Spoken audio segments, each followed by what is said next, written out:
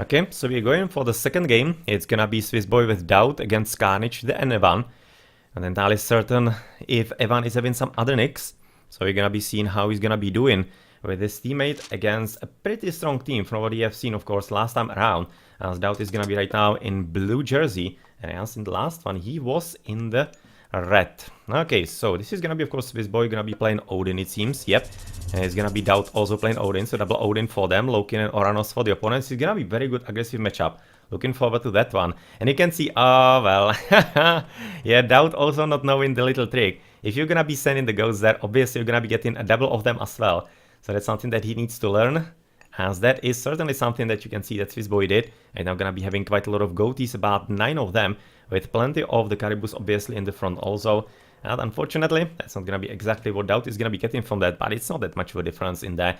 It's just really kinda insane bonus. Right now he's gonna be having slight handicap in there, but it's not like it's any kind of handicap towards his opponent, but only towards like the maximum efficiency that he could have been. So really not that much of a problem in that. So that should be like somehow losing him the game. Not at all. Not at all. Because gonna be looking at Karnage to the bottom, gonna be having a bit of fun with the Caribous as well. As his gold mine seems to be kinda okayly positioned. Just gonna be curious what the Odins are gonna be choosing, if it's gonna be Freya for them. So they could maybe free this goat slightly more. Like trying to forest fire this woods at the backside and opening it for a bit more Odin. Definitely gonna be curious. And I'm also kinda curious how they're gonna be playing it. If they come in for the Ulf Sarks, or if it's gonna be something like more old schooly, which definitely DauT could be doing because he's an old school expert in Age of Mythology. Then maybe you could be seeing a whole lot more horses and maybe even some kind of faster heroic into Yaros. That would be actually a sight to behold, to be honest. Because I don't remember when last I have seen that in Age of Mythology. But anyway, gonna be looking of course at this gold from Evan in kind of similar position to what Karnage was having. Because obviously there's gonna be a bit of 3 lines, so like a temple here, maybe some manor right next to it. It's gonna be reasonably safe, even though obviously still gonna be away through the bottom as he's doing a bit of scouting with the goatee. And I'm so far kinda interested. This is very interesting, because in AoC you actually do use sheep for scouting very often. Whereas here, DauT actually doesn't want to do it all that much. And I think that actually Tatok didn't do it all that much either, though I'm not entirely certain if I haven't just missed it. I definitely could be. Because in AoC you really do it quite often, the same as in AoT. It's basically kind of shared skill and something like that amongst the animals. They can be sending messages home and stuff like that. As at this point, DauT is having very good back TC, kind of interesting of course amount of elks in the backside as well, as he does have a very good gold mine, but it seems to be pretty much the same for Swiss Boy, but has to be said that this is definitely a bit more exposed, unless he takes this TC, because once he does, hunt tons of gold and a really good map suddenly, out of kind of nowhere. So that's actually a really good TC when you consider it. So you will be maybe thinking that the TC having somewhere about there would be slightly better, like something like this. But for how the map spawned, this is actually excellent. Gonna be also protecting the trade route at all the backside in there for the players. And it's in the end just gonna be giving him plenty of extra gold mines, as Ivan is just gonna be scouting in the front, looking with Oracle if maybe there's something that he needs to know. As he's also looking at the gold mines and obviously even the nose of the Sphinx for 15% built-in hit points for himself.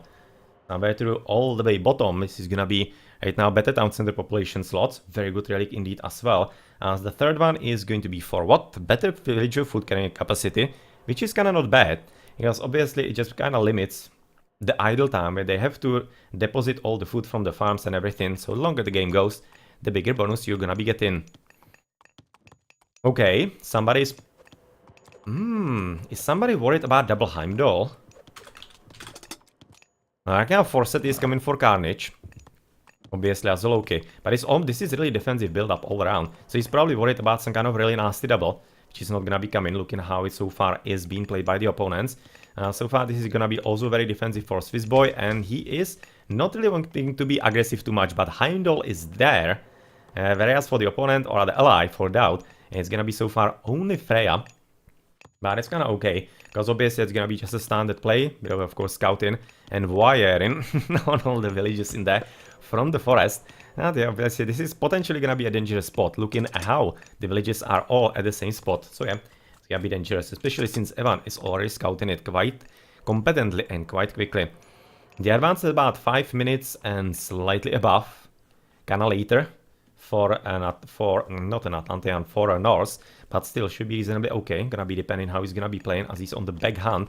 So because right now this is gonna be kind of the same for a Swiss boy. So they are really slightly risking it, I have to say. Really kind of curious how this is gonna be played out. And actually going for Heimdall here. Does he have something useful for Odin besides water? Because for the water he does have the Arctic winds. He does have the safeguard, obviously that's really good. Otherwise he's gonna be having good INARs, but yeah, well... Kinda slightly questioning the choice in there, if he's not going for some kind of a real aggression, which so far it's not exactly the case. But if he's gonna be using it properly, which to be honest, how it is right now here in the base of red, it could be. Because with Voobly balance special 3, oh, it damages all the buildings, so cast it about there. And it's gonna be coming through all the buildings and the TC and everything. It could become quite a bit of a problem for him. So looking forward how this is going to be played, as of course the Odin's Ravens are just scouting around. And we look at those hunters on the position, as he's also building in the front. And oh, I so love this. I so absolutely love this build up. This is so gloriously old school.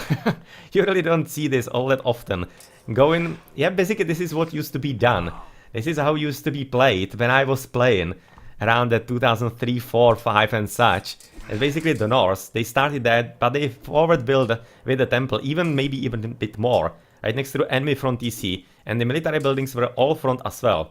Which obviously also made it a whole lot easier to Athena rush the Norse, has to be said. That really helped. Because obviously you didn't have anything shooting at you, like the TC and the towers. But still it was... Yeah, it was the meta, and it's just kinda trip down memory lane for me, at least ever so slightly. So right now, let's see if he's gonna be somehow winning it, because he's gonna be having a bit of a problem against the Atlantean, with Evan already having quite a solid army because of the early advance. And quite obviously, even the Balor gonna be helping against the Valkyrie there. Somewhere on the left, not much going on so far, just a bit of a raiding with the Hersiers, but they're also gonna be countered by Swiss Boy, who is prepared with the Hersiers, obviously, to counter all the mythical units coming for the opponent. Gonna be right now looking back in here, where DauT is doing what he can, basically trying to micro a bit with the horses and even a bit of throwing Axeman. But right now he needs to be definitely throwing Axeman against the Murmilos. Well, Hersier is dead, and of course the army right now is gonna be dying quite a bit, but he's gonna be receiving quite solid help right about now for Swiss Boy. Yep, those boys are gonna be certainly quite a bit more that Eva could be handling, and therefore you're gonna be waiting for Karnage to be becoming a bit more dangerous. Which he could be. Oh, he's gonna be... No, he's not. Okay. Oh, right now DauT dodged the bullet, quite a big one, because it seemed like that he would be called, would have been called there, but in the meantime it seems like the Karnage will be helping his teammate as well, and therefore it's gonna be resulting into a bit of a 2v2, definitely could be the case. That's quite an interesting scouting by Swiss Boy at the very back, so that he sees where potentially the markets, or maybe even the gold mines, are going to be used, so that he can go for a bit more raiding, as Karnage is switching to destroy the temple, but is it anything all that important? At this point, probably not. Obviously right now DauT was... He was literally diving in to snipe the hero. Whoa, that was a nice play. He actually didn't receive all that much extra damage. That was very well played, nice micro. He just literally wanted to get rid of the high cost unit, the high important unit in there. Get rid of it, and that was it. But right now, oh well, path blocking, definitely nicely done. And of course, he's gonna be resulting into quite a horrid disaster for DauT.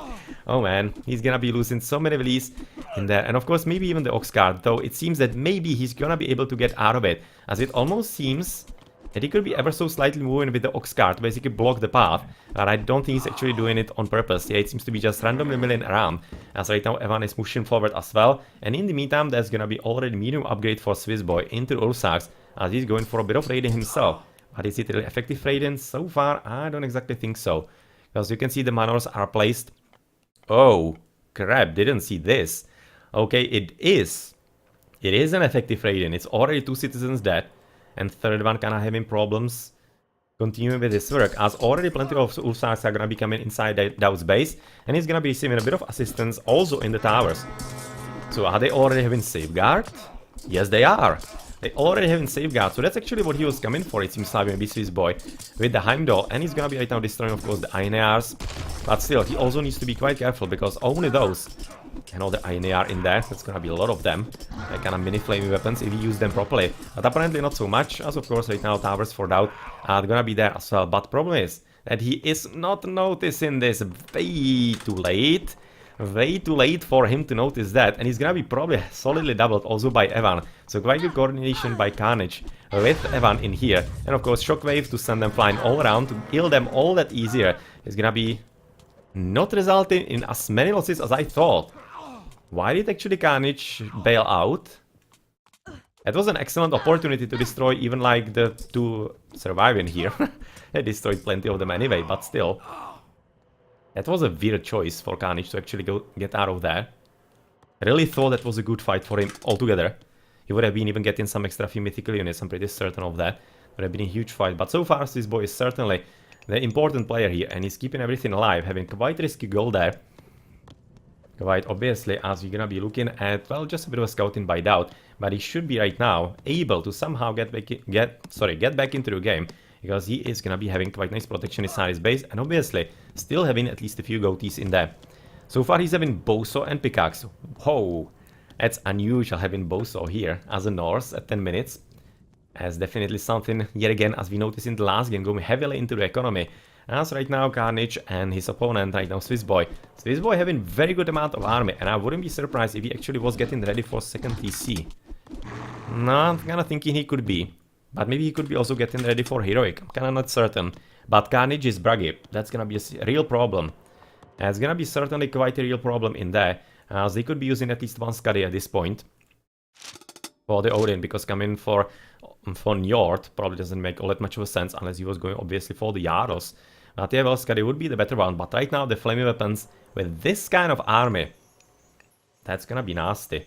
It's gonna be real nasty, but at least there's some kind of good raiding, and it was a bit of a actually nice attempt. That's kind of funny.